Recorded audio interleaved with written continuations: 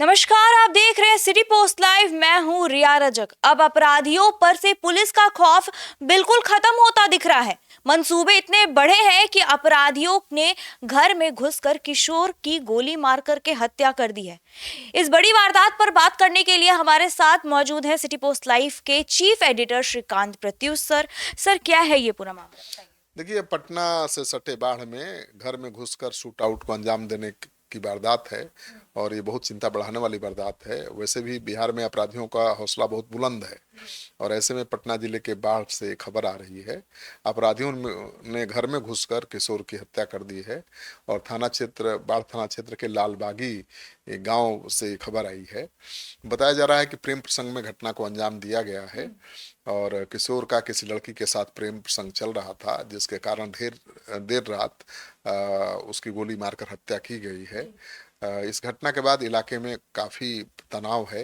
मृतक की पहचान राजकुमार के रूप में हुई है। तो घटना की सूचना मिलते ही बाढ़ थानाध्यक्ष दल बल के साथ वहां पहुंच गए हैं और मामले की जांच में जुटे हुए हैं। प्रथम दृष्टया मामला प्रेम प्रसंग का पुलिस मान रही है और पुलिस जांच में जुटी है। बताया जा रहा है कि राजकुमार बीती रात अपने घर में सो रहा था, तभी अपराधियों ने घर में घुसकर उससे गोली मारी है। बिहार में अपराधी एक के बाद एक आपराधिक वारदातों को अंजाम दे रहे हैं। ये बात चिंता बढ़ाने वाली है, क्योंकि बिहार पुलिस तो लगातार एक्शन ले रही है, लेकिन फिर भी अपराधी डर नहीं रहे हैं। जानकारी के अनुसार राजकुमार का गांव के ही अपने ही गांव के एक लड़की से प्रेम प्रसंग चल रहा था, जिसको लेकर दोनों परिवारों में कहासुनी भी हुई थी। पुलिस पूरे मामले की जांच में जुटी है।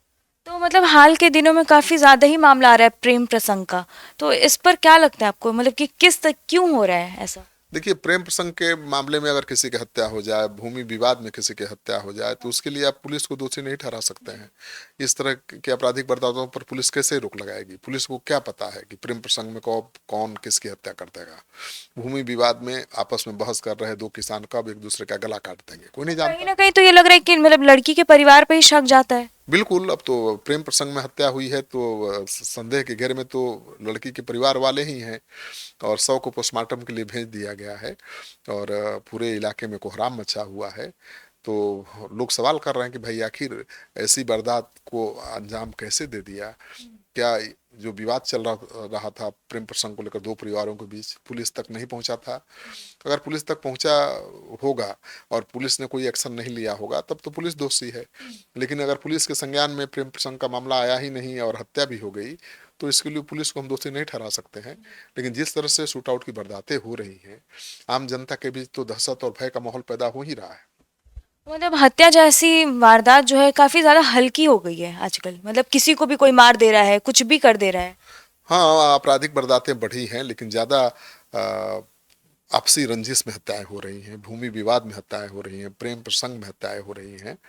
तो इसे सीधे कानून व्यवस्था से तो नहीं जोड़ सकते, लेकिन इससे एक नेगेटिव माहौल तो बनता ही है। सुशासन बाबू के रूप में जाने जाते हैं नीतीश कुमार। तो आम लोग तो यही उम्मीद करते हैं कि भाई पूरी तरह शांति की व्यवस्था बनी रहे, चाहे कारण जैसे जो भी हो। हत्या का वो मानेंगे कि अपराध बढ़ गया है।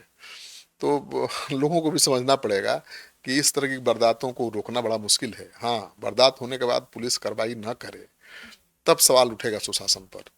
तो हत्या हो, लूट हो, अपहरण हो, चोरी हो, छिनतई हो, ये सब बढ़ते हैं अपराध, तो माना जाता है कि भाई अब संगठित अपराध हो रहे हैं और ये चिंता वाली बात होती है, सरकार के लिए भी, पुलिस के लिए भी। तो उस तरह के अपराधों में, संगठित अपराध में कोई वृद्धि नहीं हुई है। ये नए तरह का ट्रेंड चला है। अब 18 साल से कम उम्र के लड़के हत्या कर रहे हैं। 18 साल से कम उम्र के लड़के रेप की वारदात को अंजाम दे रहे हैं। 18-20 साल से कम उम्र के लड़के लड़कियां आपस में प्रेम प्रसंग में एक दूसरे की हत्या भी कर रहे हैं।